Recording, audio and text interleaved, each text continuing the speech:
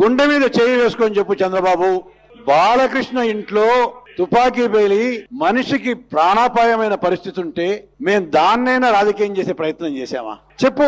మన అసెంబ్లీలో ఇట్లా మీసాలు తిప్పుతూ తొడగొట్టాడు. ఈ బాలకృష్ణ గారు సినిమా ఇండస్ట్రీలో ఉన్నప్పుడు ఇద్దరిని తన రివాల్వర్ తీసుకుని పిట్టను కట్టినట్టు కాల్చేశాడు. వాళ్ళిద్దరు చావు బతుకుల్లో ఉండారో తెలిసి బాలకృష్ణ భయపడి పరిగెత్తుకుంటూ ఈమె దగ్గరికి వచ్చాడు, పురంధేశ్వరి దగ్గరికి. తమ్ముడు, నేను నిన్ను కాపాడుకుంటాను తమ్ముడు, సరే నేను వెళ్తాలే ఉండు అని ఆపి వైఎస్ రాజశేఖర రెడ్డి గారి ఇంటికి వచ్చి, ఏంటమ్మా వచ్చావు, ఏమండి అని కన్నీళ్లు పెట్టి, మా తమ్ముడు బాలకృష్ణ ఇద్దరిని కాల్చాడండి, వాళ్ళు చావు బతుకుల్లో ఉన్నారు, అయినా గానీ పోలీస్ స్టేషన్ కూడా వెళ్ళడానికి లేదు, మా ఫ్యామిలీ ప్రెస్టేజీ ఎట్టాగొట్ట అన్నయ్య గారు అని కాళ్ళ దండం పెట్టేసింది. పోయి రాజశేఖర రెడ్డి గారు మీకు తెలుసుగా, అమ్మా సరే అమ్మ అయితే నేను చేస్తానని చెప్పి ఏం చేశాడో ఎలా చేశాడో, బాలకృష్ణని పోలీస్ స్టేషన్కి వెళ్లకుండా, సెల్లో కూర్చోబెట్టకుండా, జైల్లో పెట్టకుండా, కోర్టు ఎక్కకుండా ఇంటికి